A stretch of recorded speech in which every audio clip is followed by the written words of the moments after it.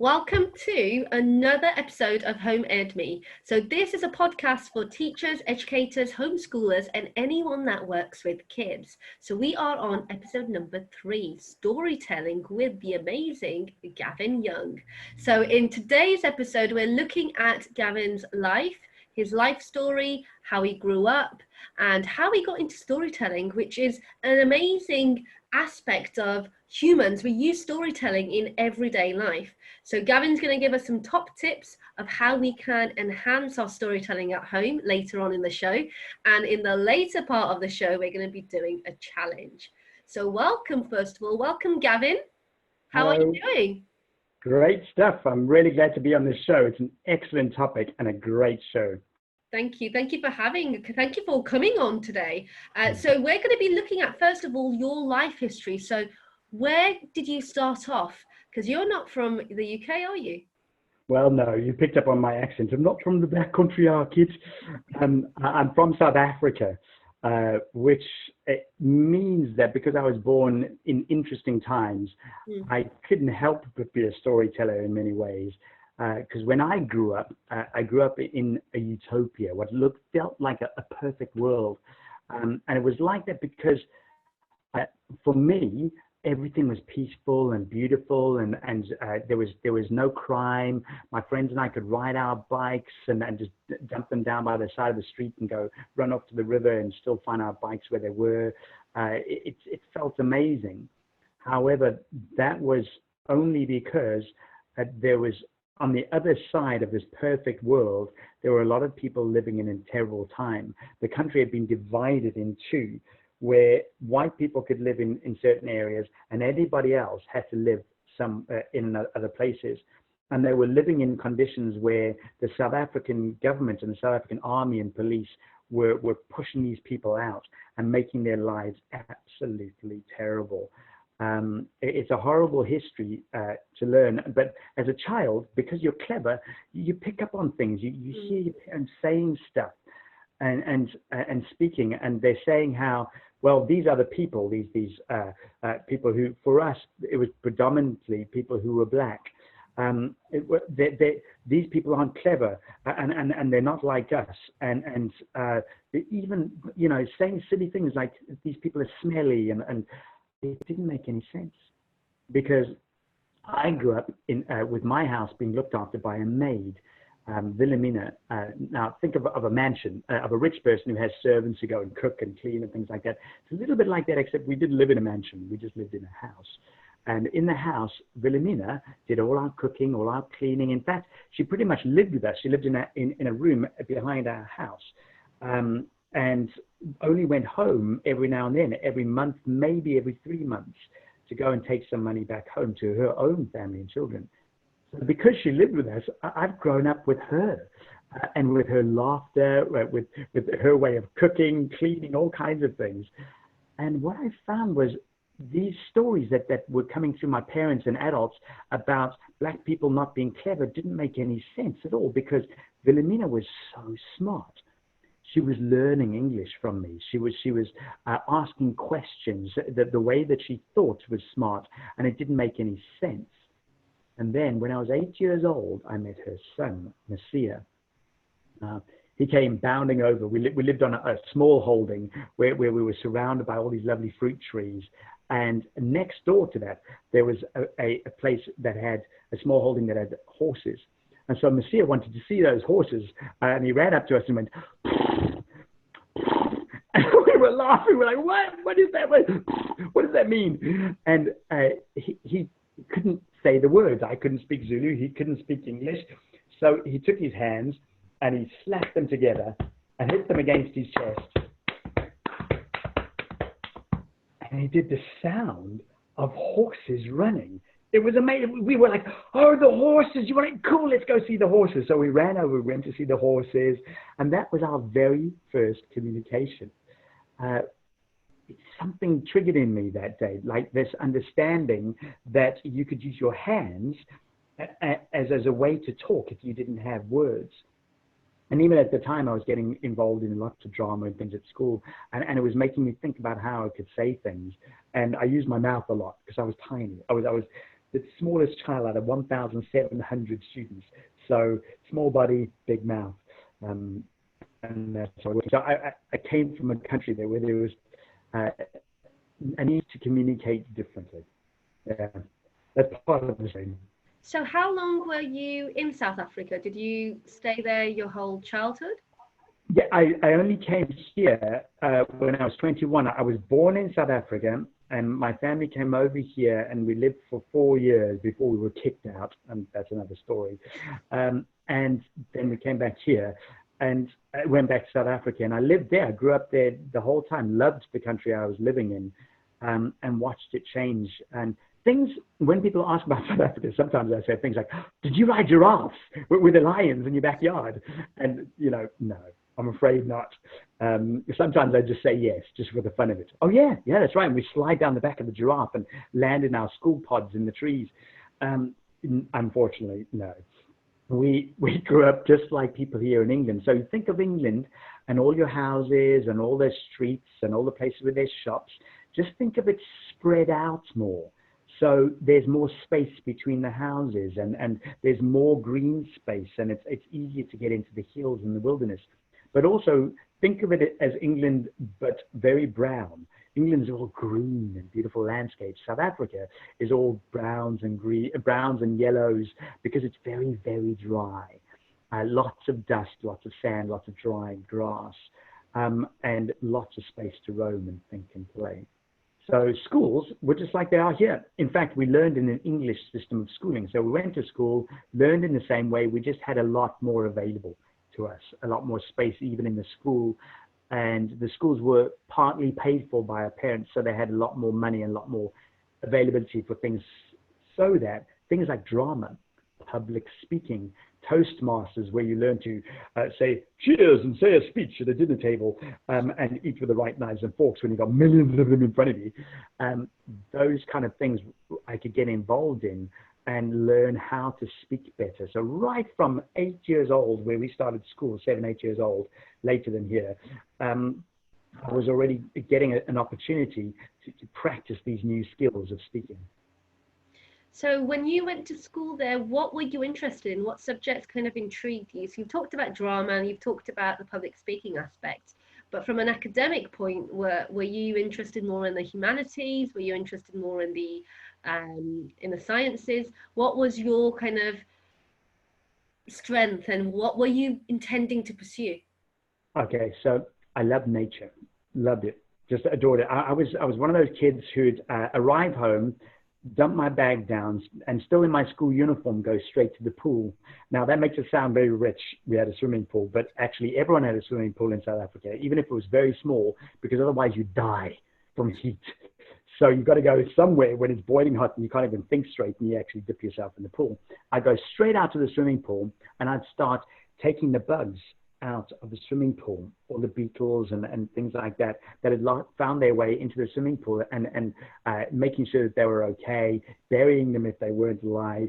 And I'd spend my days at grass height, looking at all the bugs and looking at all the creatures, and playing with ants, and seeing how if you took an apple core and you put it here, the ants would make a line all the way to the apple core. But if you moved it to here, the line of ants would go there, and just exploring nature. And I loved that. So I saw myself as being a nature conservationist. I saw myself being out in the wilds of South Africa with nothing around me but bare, twiggy trees with leopards sitting inside of them, beside ponds with hippos calling out their lovely mating cry. That's what they do, I swear, it's mad. So what did you pursue then? My parents talked me into being more sensible, because even though I love nature, I love people even more. And they said, well, if you're going to go into a nature reserve, there's not going to be very many people around. And they were right. I'd never lost my love for nature. And in school, I didn't get on with biology or science. I loved the subjects, but couldn't get hold of the technicalities of how they worked. So naturally, because I was a gabber, English. I loved English. I loved English in a way that no other kids in my class loved English. I loved knowing what a noun and a pronoun was, and what past tense and past perfect tense was, and how a story formed. And I liked watching movies and seeing how if someone stood on this side of the room and someone stood on that side of the room, it meant there was a divide between them. And if one person was above the other, that meant that one was over the other. And I like to explore the way that communication was made and the way that we represent relationships. So English was just all the way through. So I decided in the end to become an English teacher. Oh, wow. It's not what I pursued, though. So did you actually go to uni in South Africa as well? Well, what I actually did was got to 17 years old. We moved from Johannesburg, which is in the north of the country, all the way down 1,500 kilometers, so about 1,000 miles down to the coast. Think of going right from John O'Groats, the top of Scotland, right down to the bottom of England, and that's pretty much the same thing. And lived on the coast. And when we lived on the coast, I met some people who were very involved in their youth group, their Christian youth group. And I got very involved with this because I liked a girl. I was very, very pure-hearted. Because of what I saw there, I found a group of people who seemed to have the answer for looking after people. Because remember I told you that it's people that I really loved. I wanted to know how to look after them in the same way I wanted to look after bugs and it's stuck in a swimming pool. I looked around me and I felt like people weren't very happy a lot of the time, and I wanted to make people happy. And I thought a minister could do that. I dare say a minister probably could, and there are a lot of people, religious leaders and things like that, who are wonderful, humble beings. But instead of studying English, I decided to become a minister, and all I learned was to be very arrogant and very proud, and how to say things like, I know what I'm talking about. I mean, you don't know what you're talking about. I'm right. You're not right. And just not be very nice. And so I didn't get the message. And as I was going through learning about how to be a minister, in the same way as I learned my country wasn't telling a lot of truths about different people, I found that what I was learning wasn't giving me all the answers that I wanted either. So I started exploring more options. And I finished, I trained as a minister, I fully trained, got my licentiate, so I can marry people and do funerals. I still have from time to time. And I decided that this research was the most interesting thing that I was doing, and it got me writing. And the writing got me looking into stories. And that's where the storytelling really begins. So at that point, you were already in the UK. Yeah. So there's a few things that happened in between, which is that when at that age, when I said 17, when we moved down to Cape Town, to the coast. Beautiful place to be. I mean, we were surrounded by sea and mountains. It was lovely.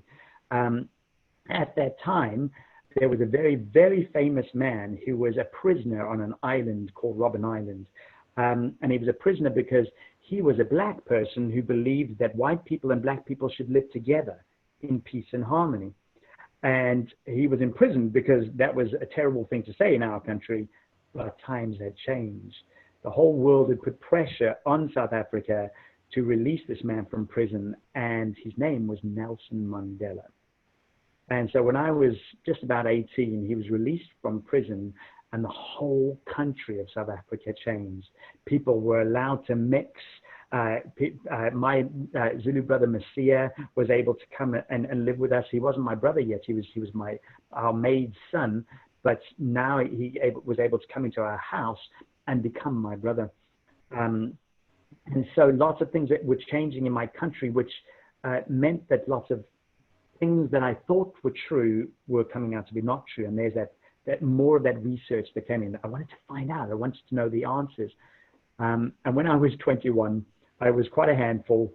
I was really messing things up in my family. And they decided to do what South Africans do. When you get out of school, you either study and then travel, or you travel and then study, but you will travel. So for my 21st birthday present, my mum gave me a plane ticket to South Africa and said, there you go, to England, said, there you go. So I came here, 21 years old, 1996, and I came to Birmingham. Yeah, and when I phoned my dad, and I said, he was from Yorkshire, and he said, where are you living? He said, Birmingham. Of all the places in all the world, why Birmingham? And I thought, that's the place for me. Because I like the places that people put down. I like the people that people put down. I like to go to places and find out what the story is. So I wanted to find out what the story of this area was. And I did. I ended up living in Birmingham and living in all the places where people said I shouldn't live, actually, which is quite interesting. Yeah. So you were a minister when you came to Birmingham, or did you train in Birmingham? I trained as a minister, but I didn't practice when I came to England. I actually set up Wetherspoons pubs with my cousin. So my cousin, Adrian Ward, set up the very first Wetherspoons pub in High Wycombe. And then when I came to the country, he was busy setting up the second Wetherspoons pub, which is the Square Peg in Birmingham. Oh. And I joined him there, did some training, and we started opening up the Figure of Eight on Broad Street. The third Wetherspoons pub, and this was set to be this whole big empire of pubs, and it is now. But I didn't know that back then, because all I did with my money, instead of like my cousin putting it into shares and buying pieces of Wetherspoons so that I could get lots of money from it later, was take the money and travel as much as I could around the country and find out what the story of England was, the land of my father's birth. So yeah. So where did you travel in the UK? I would go, every time I'd finished 2 weeks of work and got our paycheck, and those days it wasn't a paycheck, you actually got a wad of money in an envelope. I'd put that in my pocket, and with the guy from the O'Neill's pub next door, this wonderful Irish guy, we'd go straight to this travel agent just off Newell Street, and we'd say, right, what's the deal? Can you get us somewhere for £10? And in those days, you get a National Express bus or something like that, and you go off somewhere. So we visited all the cities. I remember going to visit the square in Nottingham, which isn't square. It's round. It's kind of ovalish. So why it's called a square, I don't know. And there was nobody there. It was dead. There was nothing going on. And then at 8 o'clock, this wave of people came over this hill towards the square, and within minutes, every single pub on every single street was full, because the university students who lived over the hill at Nottingham and Trent universities would come out at a certain time and walk into the pubs and fill them. Those kind of places, lots of interesting people to meet and talk about. And because I had an interesting accent, you didn't meet lots of South Africans back then. Yeah. Lots of people would talk to me and they would tell me their stories. And because people didn't know about South Africa, they didn't really know back then what had happened, they would have a lot of questions for me. So I found myself getting better and better at telling my story. Okay, so you were traveling a lot. Would you stay in certain cities for a period of time, or was it just overnight or a day? No, mostly just overnight, and usually, off the cuff. I mean, I used the gift of the gab, as I say, or the gift of the gab. Chat to someone, talk to someone. Oh, hi, pub manager. How's it going? I'm stopping by. I want to find out all about your area. I've got nowhere to stay. And lo and behold, someone would say, oh, if you got a sleeping bag, stay on my floor. Or I know someone, you can stay in the fire station. And I would stay all over the place. I never, ever, not once did I ever book a hotel or anything like that. I would always just end up on somebody's sofa. And that was great, because I'd meet real people who would tell you their idea of what their city was, not the history book story of what it was. However, Birmingham was a lot to explore. Birmingham was interesting. People had this accent from Birmingham, and nobody liked their accent, and people said you were stupid if you had a Birmingham accent. And I thought, what? I've heard this before. I've heard of people saying that certain people are stupid because of the way they speak or look, or, remember that story? And I thought, hang on, that doesn't sound right. So I started to find out the history of Birmingham, and to find out that Birmingham, the Black Country, has a proud and rich heritage that people needed to hear about. They needed to know that the center of England, the Mercian Kingdom, was the last Saxon stronghold against the Norman, the French invaders. And that right up until the days of Cromwell, around the 1600s, around the whole of England, people would speak in 7 words. 6 of them would be French and 1 would be Saxon, English. In the Mercian Kingdom, around Birmingham, the Black Country, from Bridge North down to Leicester, people would speak 6 words in Saxon, English, and 1 word in French. And I would speak a bit like this, kid, and I still do. So Birmingham had this strong heritage of being fighters, of being the ones who'd stand their ground, and that was a beautiful story to tell. And the fact that the sayings in English in the Black country, where people speak in a different way, were still being spoken in 1,000 years ago. They're in the Doomsday Book, this big history book of the times, with sayings like Klondike and chips are kid, which is fish and chips, or opium bunk, which is over the hill, were still being spoken in those days. And what was more was, because I was from South Africa, I also spoke Afrikaans, which is like a very, very old kind of Shakespearean Dutch.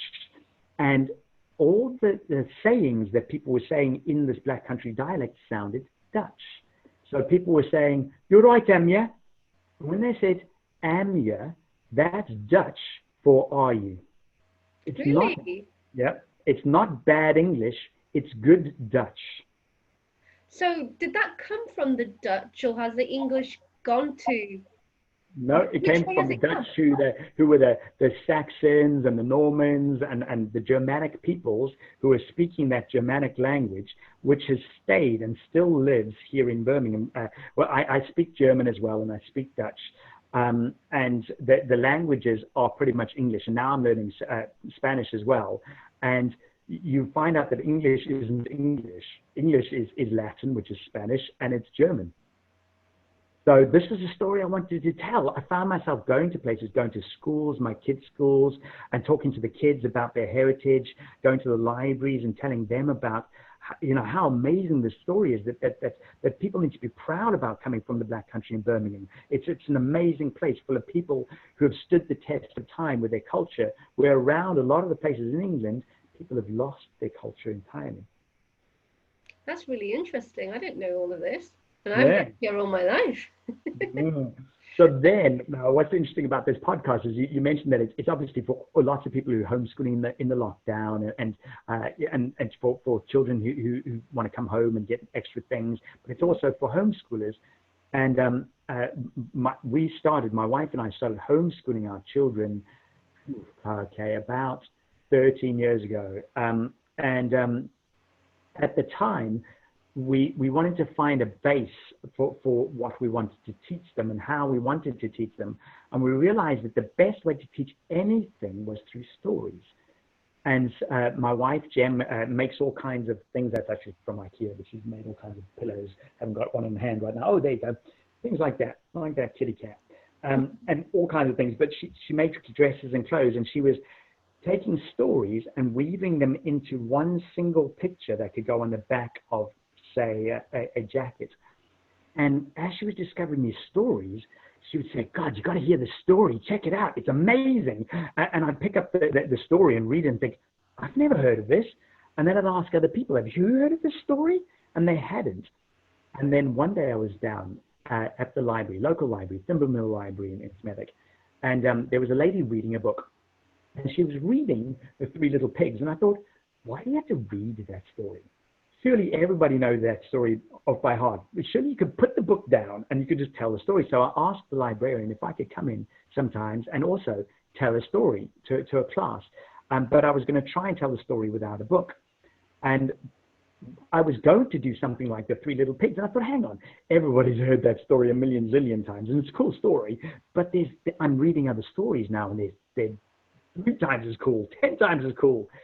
So a class came down to the library, and I went down there and I told some stories.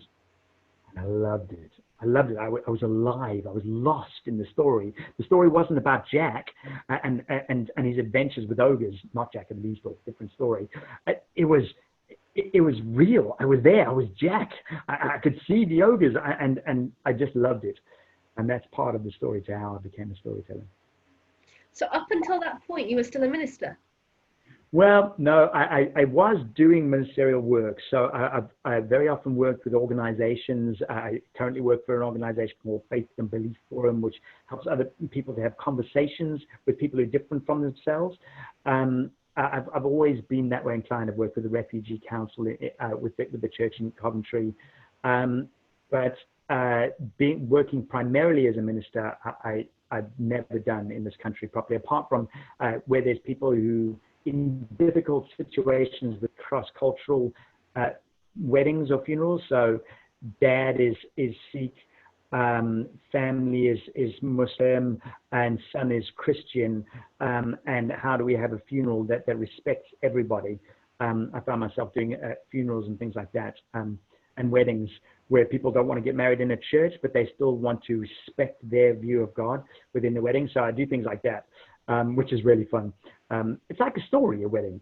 As long as you start the story with, "We are gathered here today," and you end the story with, "You may now kiss the bride," you know that there was the proper story and there was a wedding.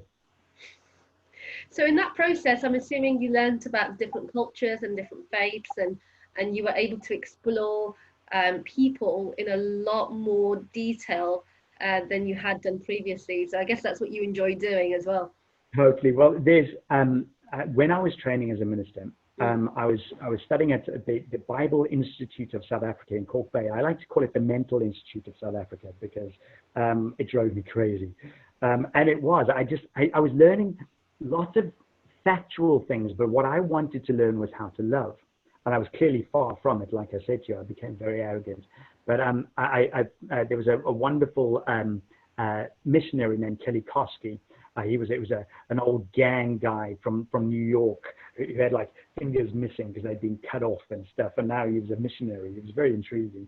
And I decided to change my course to a missionary course and go out to the outer areas of South Africa. And I remember going to things like out to Ungwebi, this place where you'd drive a car to a road and then there were no roads. The road just ended. That was it. Dust road, it's finished. Now you walk. And you'd walk for 2 days and find this place where there were 2 huts on a hill. And from the hill, a river snaked around it and went off into the sea in the distance. Beautiful. And there was a little square of corn and 2 cows. And there wasn't a single possession that you would consider having in that place, apart from 2 broken china cups out of which they served us tea. And I remember thinking, what do these people need? I haven't got anything to offer them. Their life's perfect. And asking myself the question, what am I doing here? What can a minister offer these people? They seem to live in a very peaceful way. And at the time, I went back to the missionary station and I had a dream. And the dream was that I was a trickle of water. And I bubbled out of this mountainside, and I felt so good. I was streaming down this mountainside, and other little streams were joining me, and I was getting more and more strong. I was turning into a river and starting to dig my way into the ground and form a river channel. And there were mountain peaks just like these cushions behind me. And instead of going between them, I forcefully pressed through them and squashed them flat and sped on towards the sea. But before I got to the sea, I became a delta and fizzled out. And my little river didn't ever reach the sea. And in my dream, I felt like, what? And then I went back. I was suddenly back to being the stream and going down the stream. And at the point where I was going to start cutting into the mountains, when I'd grown into a great big river, this guy came along and he built this wall. And I was dammed up against it. And I felt really frustrated and really upset. And then he took this tiny little sluice gate. Normally a sluice gate is this huge thing that they open up and the water torrents out. He took this little gate and he opened it. This little bit of water came out. And I was like, what? But then he dug a river channel between the mountains so that I got to the sea as a steady stream. And I woke up the guy Bradley who was next to me, and I was sweating. I was like, I've just had this dream, and he couldn't see what was so special about it. And I went back to sleep, and I had another dream where I was a minister wearing a Church of England dog collar, one of those black shirts with a white little bit over there. And I was sitting at a big oak desk with lots of big fancy old books behind me. And a young married couple was sitting in front of me and talking to me about their problems. And I'd never been married. I didn't know what on earth they were talking about. And so I said quite weakly, okay, let's pray. And then the guys they were walking away, and the man turned and looked back at me, and his look on his face said, "Thanks a lot, mate. Thanks for nothing." And I woke up screaming. Now, it doesn't sound like something you wake up screaming from, does it? No. But I realized that I was this young guy. I was 19 years old, coming 20 years old, and I didn't know anything about life. I'd never been married. I didn't know what it was. I didn't know what divorce was. I didn't know what death was. I didn't know much about illness. I hadn't worked in a job. I didn't have enough experience about life to be able to help people. And so I remember turning to the minister at the time, lovely man, Kevin O'Donoghue, and saying to him, "Kevin, I've got to go into the world." And you could see there was this gleam of happiness in his eye that I'd understood something that maybe other young ministers hadn't. And so I went out there to live, and that was my whole point. So coming to England, I wanted to live. I wanted to do stuff, go places, ask people, find out more about life. And in between now and then, I've got white hair, which means that I've lived a lot of life, and I've lost my hair, which means I've lived a lot of life. And I've been married, I've been divorced, I've been tremendously ill. I've had operations, I've had jobs, I've had businesses that failed. I've had money and lost money. I've learned what it is to be a bad father and a good father, and how to be a good person and how to grow. And so now, in the midst of all that, the stories that I tell are full of not just people who seem like little mini superheroes, like Jack, who seems to always get it right, but people, real people who come through you and tell a story that's very real. So when you're listening to a story, even though, there's a guy in the audience and I'm speaking about donkeys, and I'm not saying that he's being a bit of an ass, but he feels like it and he thinks he's the donkey. That's what stories can do. They can, instead of pointing a finger and saying, you've got to sort yourself out, you need to be more kind, and you need to pay more attention, and you need to help your mum. Instead, the stories don't point any fingers, so that you can sit, enjoy the story, laugh, and in the back of your head think, I think I want to be a bit more like Jack and love his mum. There's a couple of things that you've said there that I want to pick up out on. I think the dream about you being a river, that's really unusual. Because normally you have a dream like that again. That was what, sorry? I've never had a dream like that again. It was cool. It's weird because normally you have a dream where you're yourself and you're a person or you're a human, right? For you to be an object or like part of nature, that's really strange. When I try to describe how it felt to be a stream, and when people say a bubbling brook, and they say you bubble with laughter like a bubbling brook. How do you know that you are actually the stream and not someone in the water?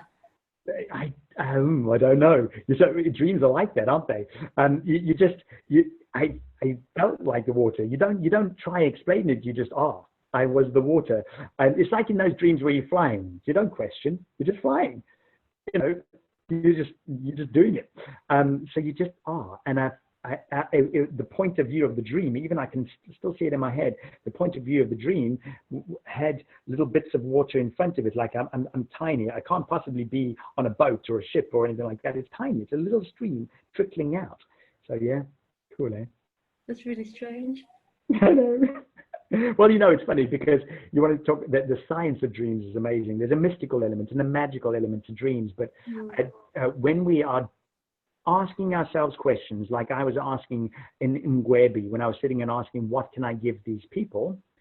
I went to sleep and my inner counselor, my psychologist, my teacher, my guide started speaking to me and helping me with pictures and story to make sense of my day and my questions, to help me to cope with the very big question I was asking myself. So sometimes we can have a dream and it's telling us what we know already. That's why we wake up and we have an idea sometimes. But it's also sometimes helping us overcome our fears. So if we wake up screaming, it's not because the nightmare is the problem. It's because our mind is trying to tell us that we're afraid of something in our daytime. And we need to face that. That's interesting. And that's where stories come in. I think that it's also interesting when you were talking about stories and how, with your experience now, you're able to tell stories in a different way. And I guess you're giving a part of yourself in a story, All the time. essentially, because it's your experience, it's your life, you've lived it, you've met those people, you've learned their stories, and it is something personal because you're giving your energy, you're giving part of your mind, you're giving part of your imagination to the people that are listening, and you're Yep. touching them all in different ways. So you were talking about that man, he might be reflecting on whether he's being that way, but each person is going to interpret that story differently based on their life and their situation. And in that process, you're giving part of yourself.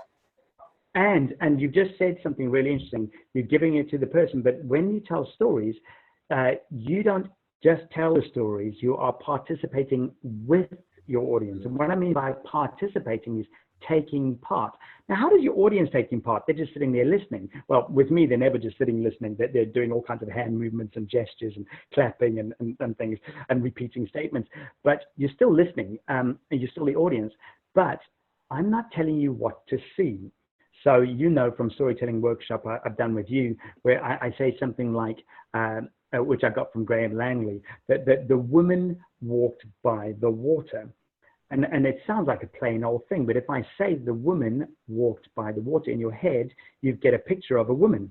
All kinds of women, old, young, beautiful, clothed, naked, hairy, whatever you want. You know, she's there, and she's walking by water. She might be walking with a gait, a slope, sluggishly, fast, and she might be concerned, proud, arrogant, magical, and it might be the middle of the day, nighttime. It might be a river, it might be a sea, it might be an ocean. All those details have happened inside of your head. So even though I'm giving, I'm also participating with you because you're actually filling in the gaps. You're actually telling the story. And when I tell the story, that's why you become one of the characters, because you can't help but build the picture. And when you build the picture, you're in it.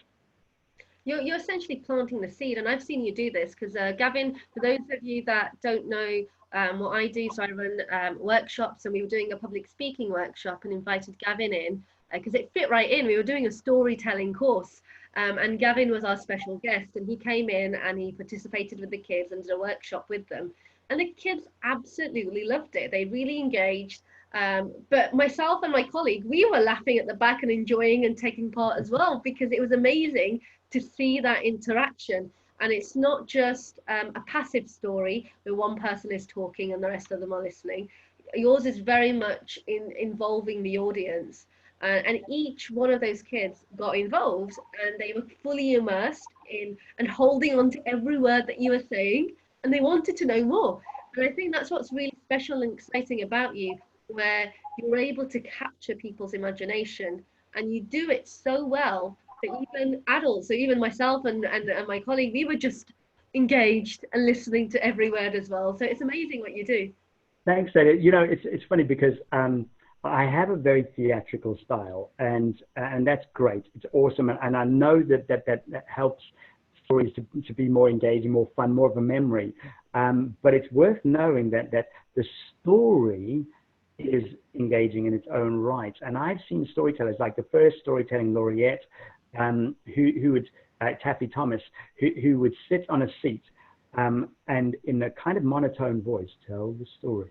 This is the story of Jack and the Beanstalk. And he would tell the story, and the kids would still sit there completely wide-eyed, still repeat the things he was saying, and still be engaged, because the story is that good. You can't help but get lost in the story. And stories are like that. When someone comes and tells you the story of their day and what they've been doing, you get lost in it. You start to picture it. I think times have changed as well. I think when people were first telling stories, they could be monotone, and it was fine because people use their imaginations. And now we kind of get so much stimulation from everything around us, that we need that a little bit more to kind of grasp us in and to get our focus, because there's so much to focus on these days. So That's you need right. more of that interaction. Totally. And there's also an element there where when you're telling stories, we're not in the culture of hearing stories. So I remember coming to England, and when I was finding those stories, I was shocked that people didn't know the story of East of the Sun, West of the Moon. But you don't know the famous story of the girl who rides the bear and travels upon the back of the north wind. You've never, but it's a classic. And so I found out no one was telling stories. I had this. Now, people use the word quaint a lot, way too much, but I dare say that I can correctly use the word quaint when I thought of England. I thought of people in bars singing songs and playing darts and telling stories to each other. Sorry, I kid you not. But actually, it wasn't the case. People were watching their TVs and looking at their phones. Well, they weren't looking at their phones yet when I got here, but now they are. And there's this element we've lost with storytelling, where very few countries in the world, Ghana, for instance, Poland is one of the countries I've been to where they're still telling stories, Ireland, where people are actually still telling stories, where it's natural for grandma to say, don't touch that. There was once a boy who did that, and blah, go into a story, and that's a natural part of their lives. Or to sit down at granddad's seat and listen to him telling a story, just very, very normal. We have a beautiful tradition of course, of bedtime stories where we read stories. But what we've lost is that the story is always about us.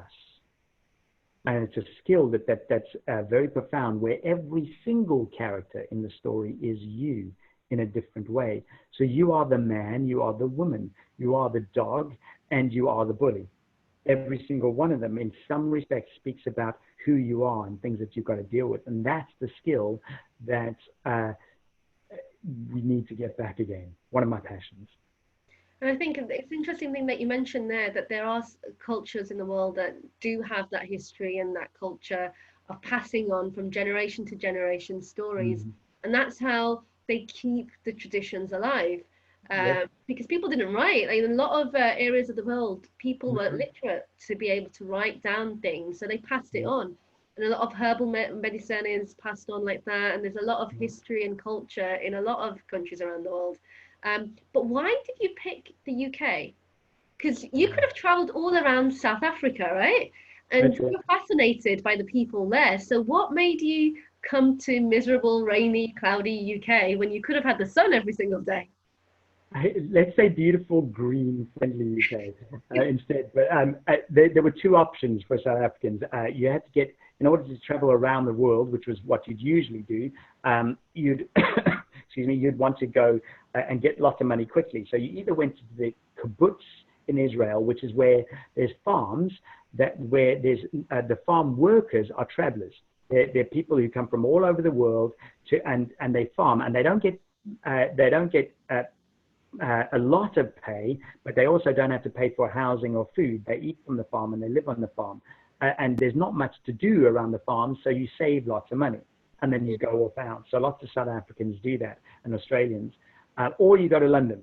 You go to London, you work in a bar, and you go for it. So when I came I decided to come to England first because my dad had family here in Nottingham, which is one of the places I went to. And I'd never met them. I didn't know much about them. And I wanted to understand him a little bit more. So I came to work in a pub here, and my cousin, as I said, was starting Wetherspoon's pub. So instead of just opening a pub and then going around the world, where you'd maybe save for a year and stock up all your money and then go and work in pubs around the world, I got locked into staying at work. So I'd go off for a few days and come back to work. So I kind of got stuck, happily though, because I got to like really pour myself into the story of this country instead. And England is the land of stories. It's the land of Arthur. It's the land of standing stones and mystery. It's the land of fairies and trolls and wonderful culture. And I think more than anything, I would ask people in different workshops that I did before I was even a storyteller about what's your culture. And the response would all be the same, normally be the same. Amongst white English people, they would say, I don't know, fish and chips. And I say, you don't realize how much of a culture you have. And that's why you're perhaps threatened by other cultures who come into your country, because you think you've lost yours, but you don't. You've got amazing culture, and it's full and rich in every single word you say and things you do. You think it's not cultural that a salt and pepper pot look like they do, but in many countries, there's a salt dish and a pepper dish, and they put it out. How do you know that the salt pot is the one that has lots of holes and the pepper dish is the one that has one hole? That's culture. I didn't realize that was the case. So the salt one has multiple holes and a pepper has one hole. Yeah. I haven't noticed that. Yeah, it's because otherwise you get too much pepper on your plate. Oh, no, other way around. Boy, typical South African. No, it's salt that has one because it comes out too fast. Pepper that has many. That's really interesting. It's also it's the point that a you made. Thing. Sorry, I think we lost the connection then.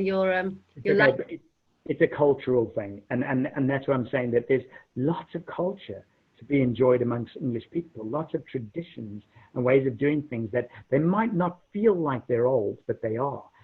Christmas, Easter, all kinds of things, and ways of dressing, ways of speaking to each other. The way in South Africa, if you stand in a queue, you stand right on each other.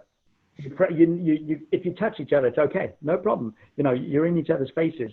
And you get to England, and everyone's like, "Back off, pal, I need some room." That's culture.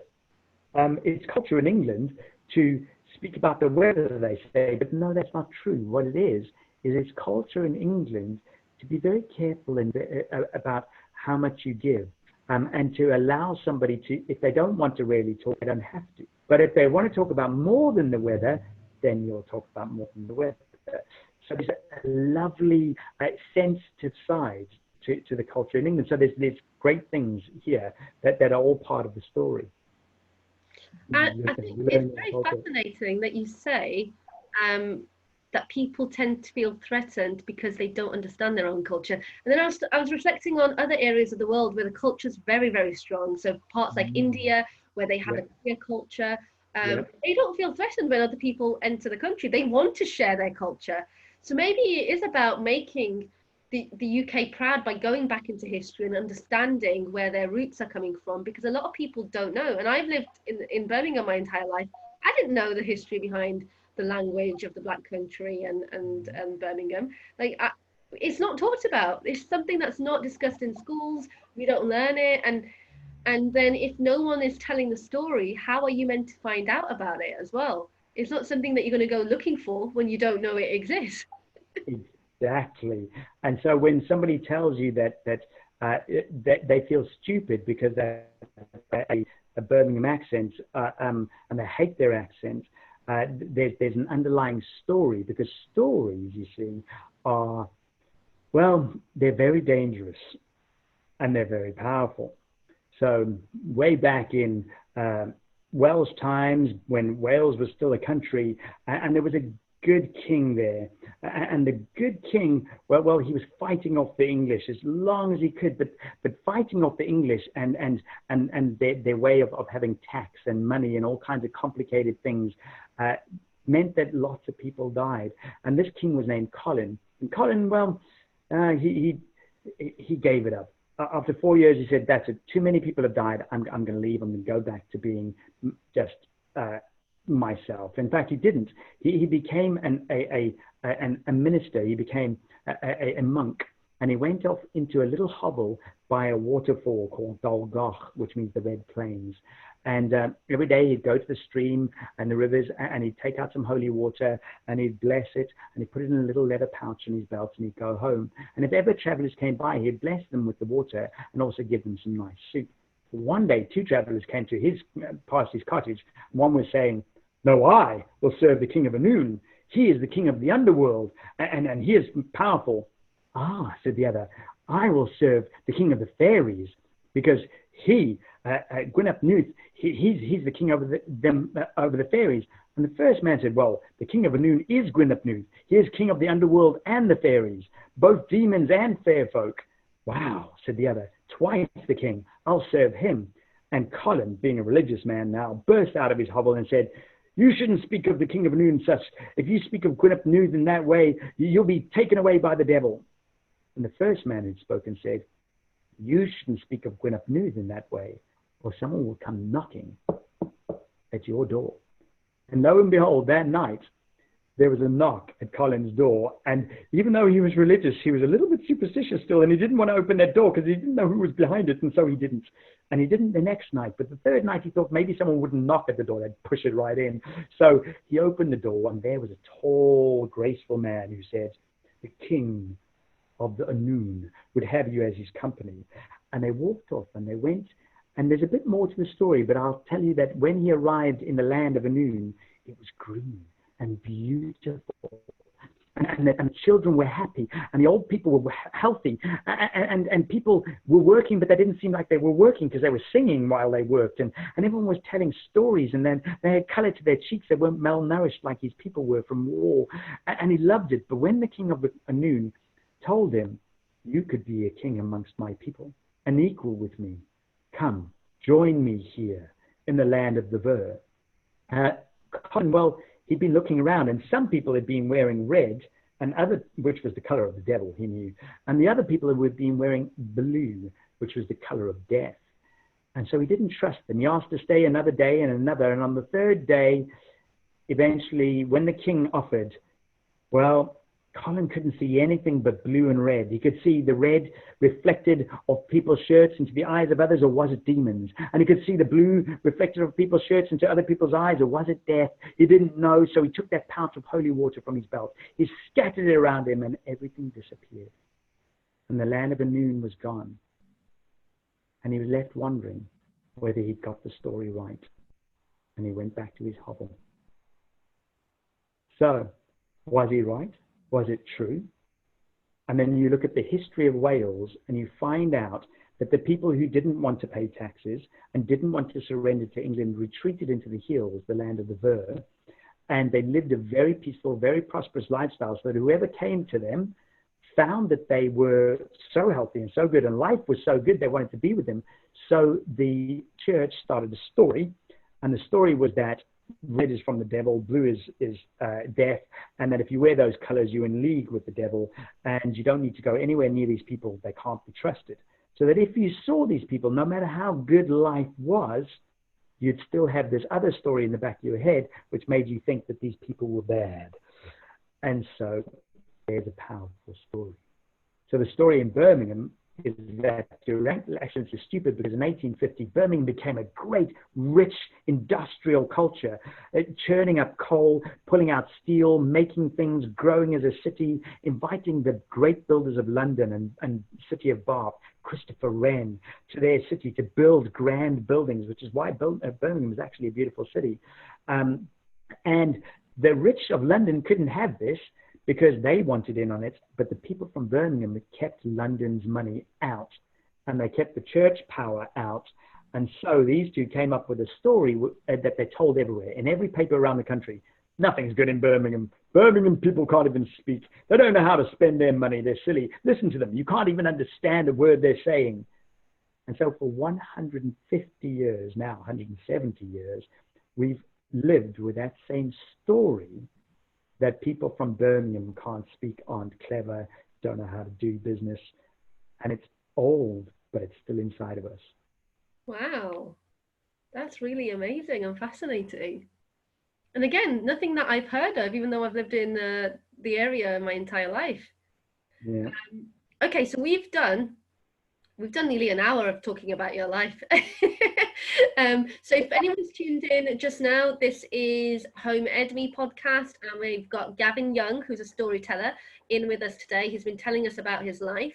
And now we're going to move on to you giving us some top tips of what parents could be doing at home to revive some of those old stories, and to go into storytelling and to take part in storytelling with their kids. So what are your top tips? Top tips. You're all storytellers. All of you parents and your children, you're all storytellers. You tell stories every single day, all day. You pick up the phone and you phone people because you're in lockdown and you want to find out what their story is. How are you? Oh, I've been shopping, dear, and I had to stand in a queue, and it was really weird, and people looked at me like I was a zombie when I coughed. Oh! And people will tell their stories, and we're very good at telling those stories. We tell them so well that we want to hear. You know you want to hear because you listened. And so we're engaged in storytelling all the time. So you don't have to become a storyteller. You are. And the trick as a parent is that you have a unique voice. Your children want to hear stories told by you. They want to hear bedtime stories told by you, but they want to hear about your life. So the first stories to start telling them is your story. Don't let your children get to the age where they wonder who you were, what made you happy, what life was like for you. Like Seda was asking me, like, what was school like for you? What were times like? To tell them those stories. And through telling them your stories, they'll listen to how you tell their stories, and they'll mix that with their way of telling stories, and they'll start already, just in that one interaction, to become better storytellers. So that's the first one. Ever had this experience, Seda? It's interesting that you mentioned that they look at how you're telling the story and adapt that way, because we're a reflection of the people around us. Mm-hmm. And as kids are looking up to their parents, they're looking up to their teachers, they're role modeling what they're doing, and kids pick up things easily, don't they? And they will model based on what they see. So if you focus on telling a story passionately and with energy, they're going to be able to do the same as well. They're going to pick up on that. They're going to want to be like you. So yeah, that's a really good tip there. Cool. So the second point is that the stories are everywhere. There's stories everywhere. You know there's stories. There's stories in the books in libraries. There's stories in the books you've bought. There's stories also online, which becomes very important right now. And so there's amazing things like the University of Pittsburgh has a repository of thousands and thousands and thousands of stories. So if you type in pitt.edu/stories, or if you look up Pittsburgh University stories, you'll come up with a repository for stories where they have an A to Z of stories, and you'll find out all kinds of stories from all over. Those are good resources. And you also know lots of stories already. You actually know the stories of Red Riding Hood. You know them. But here's where the fun begins. And that's that you tell the story in your way. Don't be afraid. Don't be afraid to make the wolf the good guy. And lots of people have done it and children love it. Don't be afraid to make the hero yourself or your child. Just play with stories. Enjoy that and allow your child to play with stories. So I remember I mentioned to you that first class that I went to at the library. Mm. I remember that there was, at the time, lots of things happened at the same time, which is part of the magic. But there was my daughter was very, very small. And she was watching something on TV called Driver Dan's Story Train, which had a plasticine lion and other characters who drove this train around a very white background and had adventures. And at the end of the show, Driver Dan, the lion, would sit down and tell some real studio children the story. And he'd read it for them. And then at the end, he'd say, "Right, kids, let's act out the story." And the kids would get up and say, "I'm the giraffe, I'm the lion, I'm the train," and they'd act it out. And so my bedtime stories with my daughter went from being, "And the giraffe danced, good night," to, "And the giraffe danced," and we'd be dancing around the room, laugh, laugh, cry, fall over, laugh some more, kiss good night. And since our stories just became alive. So the stories that you have, I'd encourage you to act them out, to play them out, to pick up the teddy bear and to pick up, a cup and to pick up whatever's around you and to use it, to put on different hats, to do whatever you can to make the story more fun and more interesting and to act it out. And then you get a different way of putting yourself into the story and allowing the child to use story as a way to learn for themselves. Did you find that doing that at bedtime meant that she didn't want to sleep because she had all this energy suddenly and she wanted to jump around and things? So I think parents would probably be afraid of trying that during bedtime for the fear of not getting their child back into bed. So the trick, she didn't want to sleep from birth. She didn't want to sleep. She just was like our oldest son, like bedtime. So even if we'd read her a story, she'd still be awake.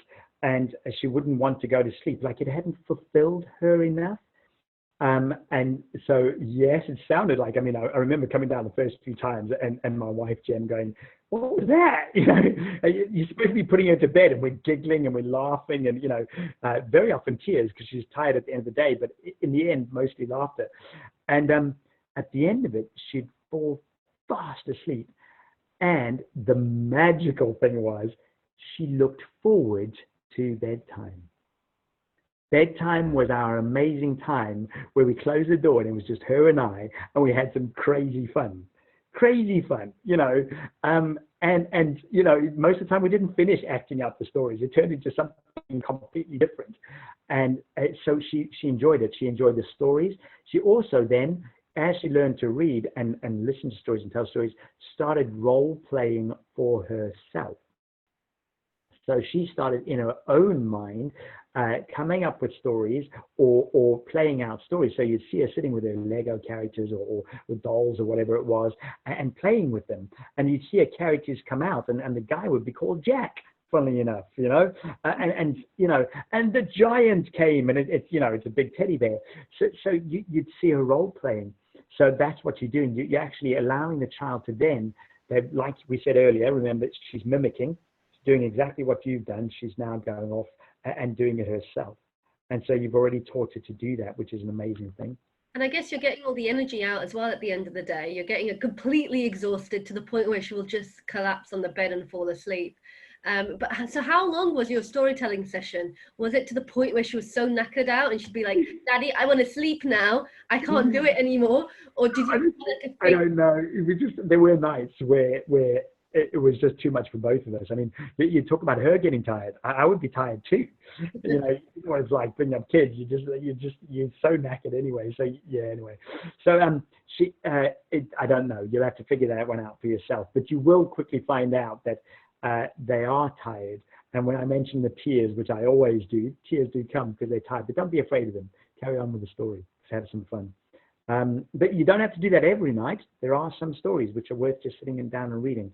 To this day now, I still read stories to my wife and my daughter. We've just finished reading Neil Gaiman's Graveyard book, which was absolutely astounding for my daughter and my wife. Brilliant. And the thing that you said earlier as well about stories are everywhere. Literally everywhere, because I know when you came to tell a story, you picked up a stone and you started your story with a stone. So you could literally pick up a pen and start a story with a pen and say, what's the story of this pen, and go back in history and make it into a magical pen. So I think that's a really good point to make as well, that you can use anything around your house and make it into an amazing story. You just need a bit of imagination, and kids have that, so utilize that. Yeah, and then you can use the words to help your children to connect with the fact that this is a story. So when someone tells them about the day, say, what a wonderful story. Love the way you told that. That really helps. That's really good, because then we start to connect with the fact that it's a story. You talk about a pen. There's a pen museum in Birmingham. Mattel's a wonderful museum, or the Coffin Museum. And there's all kinds of things online which they're named history. That's his story. It's a story, and we forget that that's the story of where we come from. So yeah, the other tips, of course, is that stories engage the mind in a way that I explained. The pictures are in your head.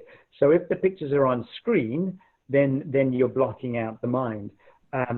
So you don't rely on TV. TV is amazing. It's awesome. You can put the kids in front of the TV and just get some downtime. It's great. But it's very passive, isn't it? Because you're not using your own mind. It's showing you what you need to be essentially absorbing. You're not having to conjure up the image yourself. So you're switching off your mind essentially. That's it. So there's some science here, which is, and people are starting to discover this with phones. Your brain will gear itself around whatever gives you happy juice the quickest. So serotonin in the brain will be released when you have a sense of reward. You've completed something, you finished something, it was good, it felt good. So most of life, the most rewarding things take the longest and take practice. So if you're an artist and you draw, you're not going to get a reward straight away. In fact, you're going to duff it quite a lot of times. Start again. But if you watch TV and play games, they give you instant gratification. They make you laugh quickly. They make you smile quickly. They without having done any work with your brain, you got to feel like you've done something, and serotonin kicks in. So now I've got quick happy juice. So now if you ask me to do something that takes a long time, like read a book, it's too long. The chapter didn't end with a happy ending. I didn't get a reward from that, and or I didn't get to the end of the book, and so what's happening is you're training your child not to have the ability any longer in their brain to concentrate on a task that will give them happiness in the long run. So by allowing them to engage in stories and then play and spoken word, that they then have to do all the thinking themselves, and it allows the brain to continue to build its front cerebral cortex centers that allow you to hang in there, to stick around, because when you get the reward, it'll be your reward because you did the work. Yeah. And there's more.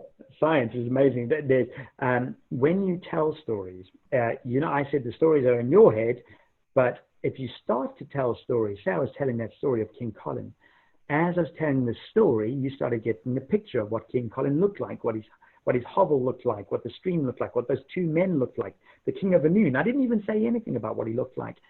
The amazing thing is, as you tell stories, especially if you're in a very comfortable environment, you're with mom or dad or grandparents, and you're telling stories to each other, and you feel very safe, that safety in the mind allows you to get the same pictures in your head.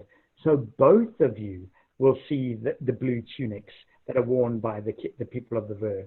Both of you will see the hovel as a round hut with a wooden door. You'll both get the same images in your head. That's magic. So what you're doing is you're now, through gamma radiation coming out of your head, through various body signals, and through some things that science is only discovering now, are feeding photon light information into someone's brain and sharing it. Sit back with that one, Seda.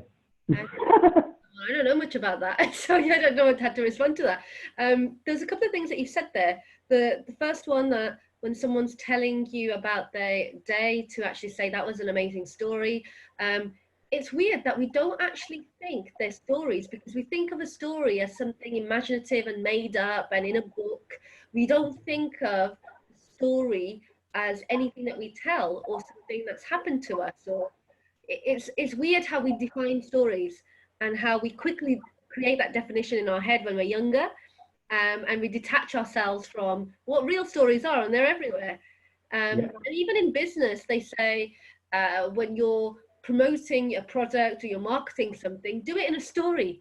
And a lot of people will go, what do you mean by that? Like, what's the story? Like, how do we share what we're doing in a story? Because you think of a story as a beginning, middle, and end, and it's written down once upon a time, and it's got magical characters in there.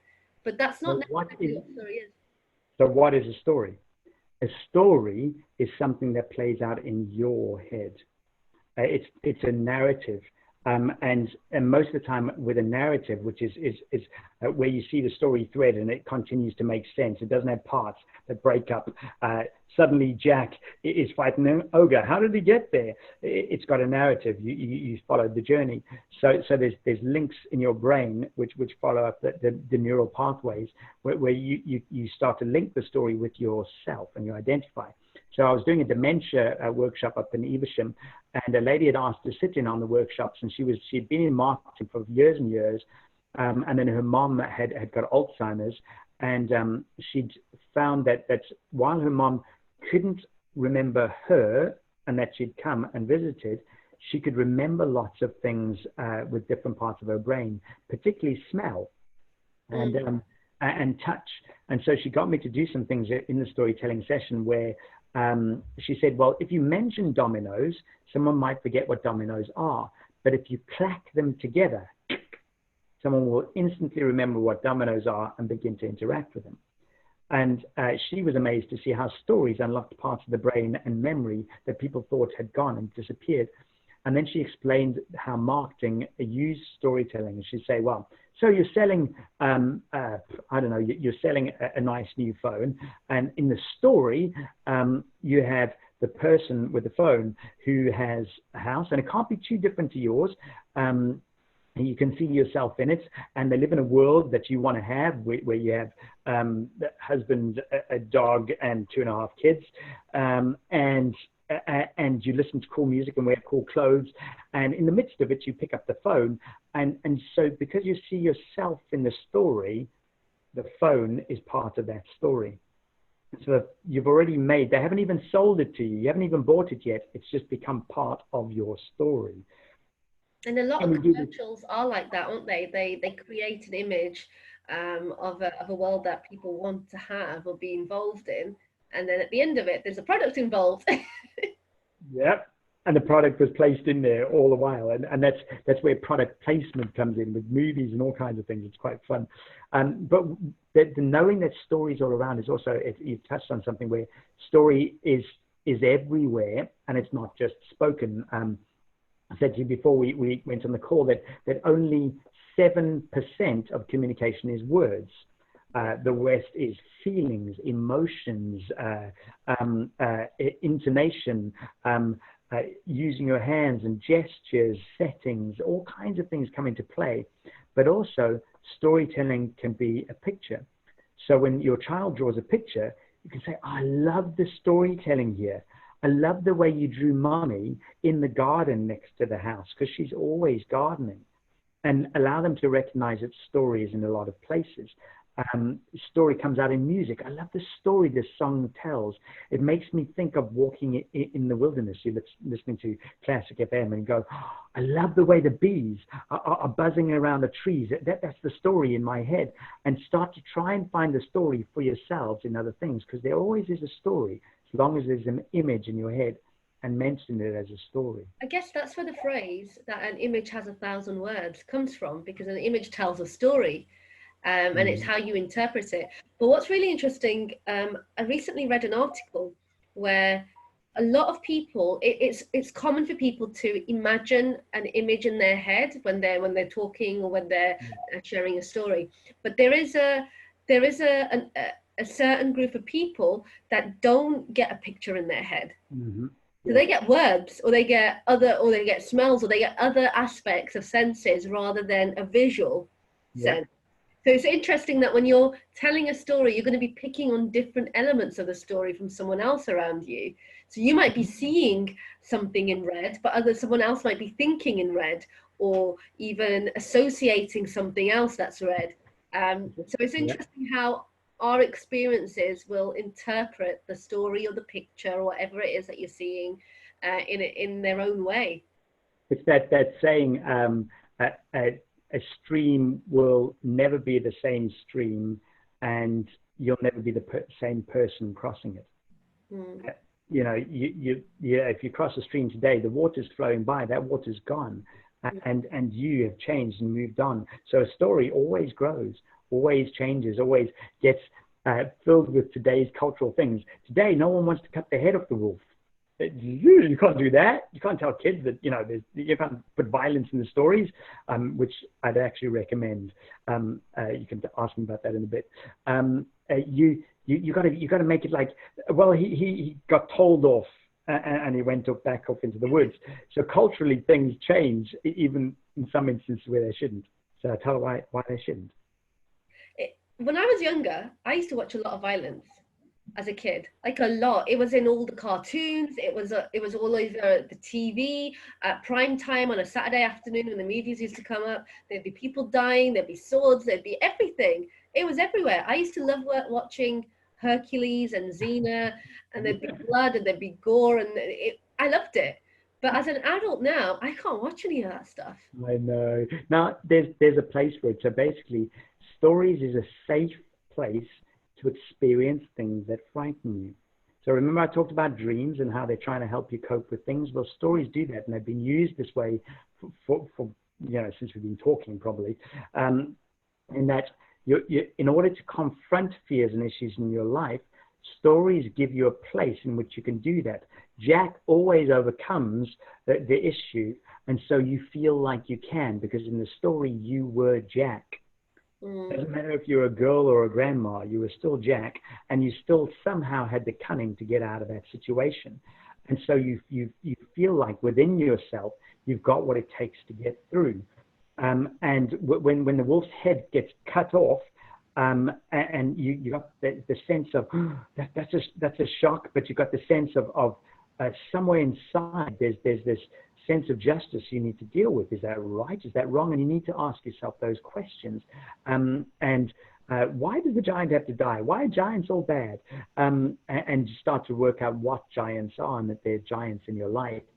So allowing children to be afraid. And I tell some stories. I mean that you know, parents are sitting in the background going, "Are you sure you should be telling these stories?" And they're snapping it up. They're just loving it because they're full of information that helps the children to get to grips with the wider aspects of life, but more to deal with their own fears. Because, like it or not, the world has lots of things that children are trying to understand and that frighten them. And so, if you allow a child to say again, I was going to say that there was someone was asking about, is there a video that explains what's currently going on, like the COVID-19 and what's happening in the world? And interestingly, I'd come across the story of Ebola, right? And I didn't know much about Ebola, so I watched this video. It was like a 20 minute video, and it talked about, it was narrated by a girl, and she was talking about her life growing up and how her family lived in this small village, and her grandfather got ill, and she talked about where the virus had come from and how he'd contracted it, and what had happened, and the fact that he died, and that then the mother caught it, and then the girl was talking about how she'd remembered that the health visitor had said, you need to reach out if you've got it, and then they can help you. So I said, oh, it's very similar to coronavirus because it spreads the same way, because the information that they got was they had to wash their hands, that they had to clean surfaces, and they had to social distance. So it's the same sort of outcome from it, and that some people died and others recovered. So I kind of sent her the link, and I said, this is a good story to share with your kids. And she watched it and she goes, I'm completely horrified. I would never show my kids this video because it's got death and everything in there. And I was thinking, but if I was doing a workshop on the coronavirus, I would probably show that video because it's a very truthful and a very kind of child friendly, because it's from the perspective of a girl telling that story. And that's happening in people's lives. And kids need to be aware of that. And they need to be sensitive to the fact that someone's grandfather might have died as a result of this. And I think kids need to know, because it's happening, so it's a fact. And if we kind of hide that, we're creating an illusion that isn't the reality in the world. And I think that's what we do when we come to education. We kind of dull down the science because we think they're not ready to learn it. We dull down storytelling because if we think they're not ready for the high level concepts. We dull down the maths because we don't think they can do algebra. But in each of those cases, it's just because we feel more comfortable, not because the kids can't deal with it. And ultimately, it's how we tell the story. So stories are told through a method where there are some stories which don't end well, but most of the time, people get through things. That they get through it. Somehow, people get through whatever trial or tribulations they are. And sometimes they face 3 of them in one story. And people die. And dads put the kids in the woods and leave them there. And wicked stepmothers try to kill their daughters. It's great, lovely people around. But the stories show that even when there's crazy things happening in life, we can get through them. Yeah. So the story is the issue is not whether you're going to say what's happening with coronavirus. It's how you tell the story. It's saying that there's 8 billion of us on the planet. The reason there's 8 billion of us on the planet is because we're very good at surviving. In fact, a little too good. And we've survived cataclysms, massive floods, volcanoes, plagues, wars, you name it. We've got through them all because we've got this amazing ability to survive. Just like the story of Max. And you go into the story. So this is the difference. It's not that you don't say what's happening, it's that you reassure that you can actually get through it. But I thought the story was actually well put together for Ebola, because it showed, even though the grandfather died, the mother survived. And it talked about how the village recovered and how they did that through social distancing and taking precautions on all of that. And it's very relevant to what's happening today. And I thought it was scary at times, but it shows survival, like you were saying. So it had a good ending. Yeah, I thought it was but it's interesting how people interpret and they hold on to certain aspects of the story because they find it uncomfortable or they don't want to be discussing that issue with their child just yet. But it also depends on how old the kid is as well. I think if you've got a child that's 6+, 5+, they're going to be curious and they're going to ask questions. So you need to be able to answer them. So this is where, when you're telling stories and you find those stories in the Pittsburgh University repository, or you're reading the storybooks or whatever it is, and you tell those stories, you can change them. You can change them and make them more interesting, more fun, more lively. You can also tell them straight. And I'd say, don't be afraid to leave every single dark or magical element in there. The things that make you go, oh, come on, how could he get out of that like this? Where did he get the stick from? You know, those kind of things. You know, what, now he can fly? It just, you know, come on. Those kind of things that don't make sense to us on a logical level, but they're helping us to understand something much deeper in our amygdala, in our subconscious, where we're connecting with archetypes, situations in life that are timeless. There will always be heroes. There will always be trouble. There will always be sickness. There will always be death. There will always be overcoming, joy and celebration. These things are universal: love, relationships, life. So when you tell the stories, you allow the child to be able to hear the story and to tap into that knowledge in their mind that says, it's okay, I can cope with this story, I can get through it, but feel great, feel absolutely fantastic about what you choose to tell your children, whatever you choose to protect them from, whatever you choose is kosher to be able to say or do. That's cool, because you have an innate ability as a parent also in your subconscious and to understand them and what they need and what they can cope with. So trust yourself. You get what you do. Brilliant. Right, we're near the end of the show soon, so I want to do the challenge now. So this is a challenge. I've got a challenge box over here and it's got lots of questions in here. So it's been split up into 5 categories. Okay, so there's a science, tech, engineering, arts and maths. Okay, you get to pick a topic. If you pick the arts and engineering, you might need scissors and paper and a pen. So you might want to pick one of the other ones, which are more thinking. There's no right answers, and it's more about a discussion. So which one would you pick? Okay, so I better choose. I mean, I'm intrigued because I'll go for the one that's difficult, but I don't have scissors, and I don't think I can write anything. So let's go with.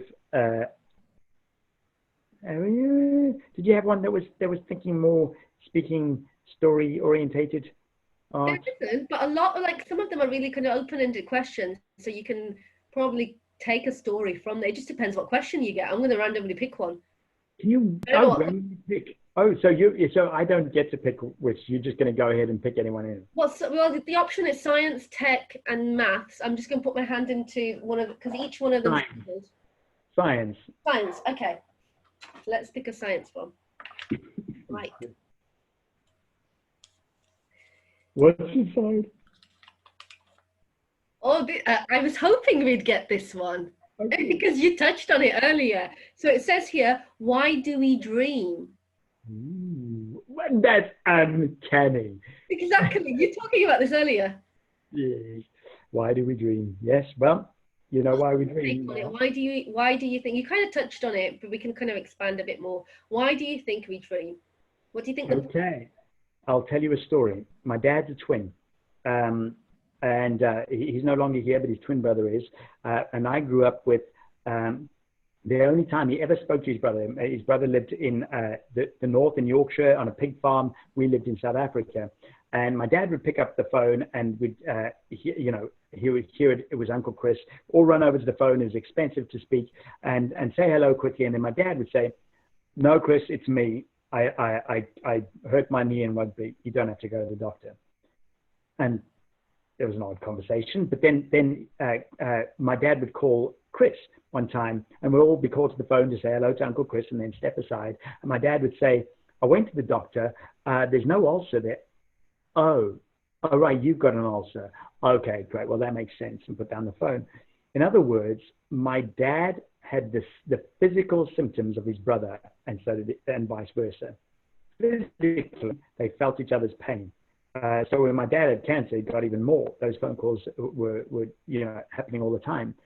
And there's a interesting thing within science called quantum entanglement, which is the relationship, shows the relationship between two subatomic particles. So inside of an atom, there's a subatomic particle. And what they discovered was that if you bring two subatomic particles together, they form an invisible relationship. No matter how far apart you take them, if you do something to one of them, the other one will switch. It will react. And so it doesn't matter how far you went. They've taken this to outer space now, where they've got one subatomic particle on Earth and one out in a rocket ship, and they still react in the same way. So what that shows, through growing up with this, where you don't question things as a child, is our oneness, our connection.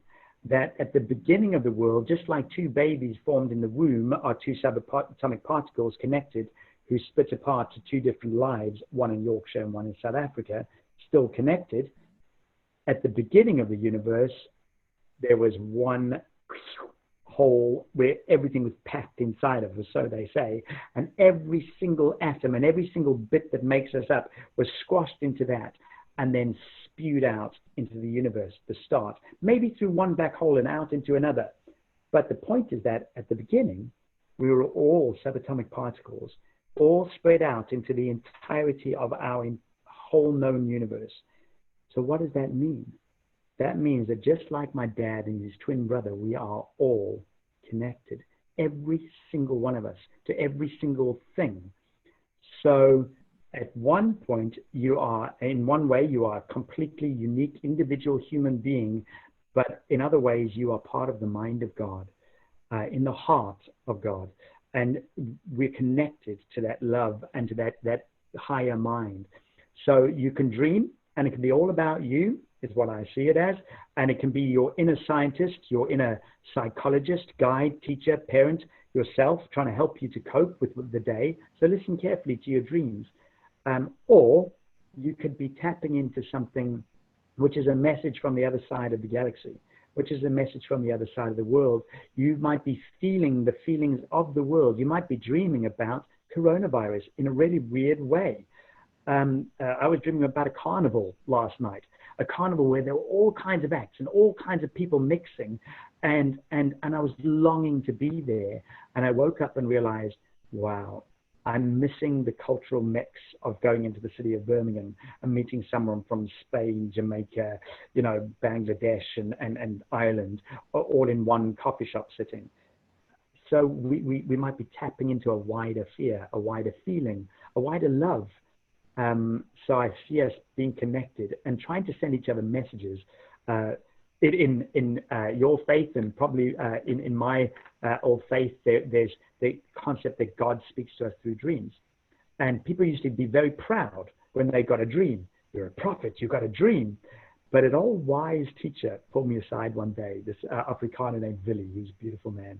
And he said, don't be too proud if God sends you a dream that sends you a message, because it's actually him shouting. He's been giving you lots and lots and lots of messages all the time about lots of things, and you're just not listening, okay? Your mom said, your dad said, your job said, everything is saying, and now he's got to shout to you in your dreams. So listen up, buddy. And so listen up. Listen up. You might be getting messages about life, about the wonderful nature of this world through your dreams. Play with them. Have fun. Do you reckon that in your dreams you could be connecting with someone from the other side of the world and you're sharing that dream? Because you For often sure. see other people in the dreams, right? People you don't recognize. And I have those a lot where there's people that I see and I don't recognize who they are. They're not people from my life. And I know that I'm not in the UK, but then I've not traveled. And it's really weird that I see myself somewhere else in the world with other people. And I often wonder whether they're also having that dream and they see me as a strange person in their dream. So do you think there's a connection there with people from around the world? Absolutely. There's also there's many types of dreams. So there's ways of training yourself to be able to be present within your dreams and change the outcomes. It's called lucid dreaming, where you can take an object, a stone, a feather, and or a word, and write it, or think about what you want to see in your dream, and put it below your pillow. Think about it for 10 minutes. Think about how it would make you feel those feelings until you fall asleep. So I could be thinking about something I want to learn about the nature of plants. How come the plants move themselves from one side of my garden to the other? How did that work? I want to understand how that works. So I take a leaf, I hold it in my hand, I rub it between my fingers, and I think about that question. Think about how it would feel, how amazed I'll feel when I get the answer, go to sleep. And when I'm sleeping, I'll have a dream that tells me something of the answer. That's cool. Maybe my inner scientist. Maybe I connected with the plants. Who knows? The Secret Life of Plants is an amazing book Peter Tompkins and Christopher Bird wrote, where you'll get into an idea of how plants are connected with us in ways you can't even imagine, scientifically proven and wonderful.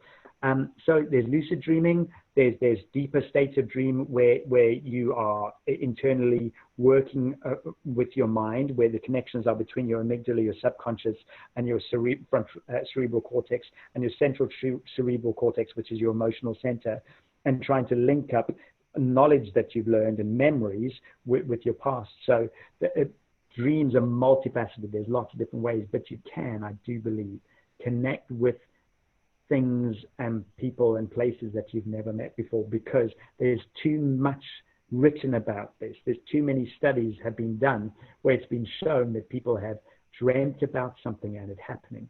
You're the girl of my dreams. I met you. We were going to start a business together. We were going to get married. I've been here before. This feels like deja vu. I dreamed this.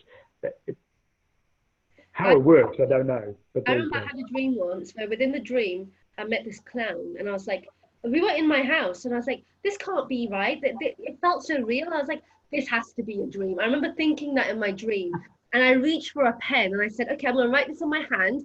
If I wake up and it's there, then it really happened, right? And if I wake up and it's not there, then it was a dream. And as I start to write, I wake up and I was like, okay, that was a dream. But it's weird. Sometimes you're aware of it being a dream, and other times you're completely so absorbed and soaked into it that it feels so real, but you're not aware of it being a dream. Yeah. But on that note, oh, we got to go. we've come to the end of the. I know we could talk about this for ages. We're gonna have to get you back again at some point and just talk about dreams. So thank you guys for watching. This has been episode 3 on storytelling, Home Ed Me podcast every Thursday at 3:30. We've had the amazing Gavin Young talking about storytelling and sharing his experiences growing up in South Africa, and then talking about dreams as well at the end. We talked about lots of different topics today. So thank you so much for coming on today. And I'm sure we've got lots more that we could be talking about, but I got to get going because I've got a session next. So thank you for tuning in, and we'll see you guys next week. Bye. Bye.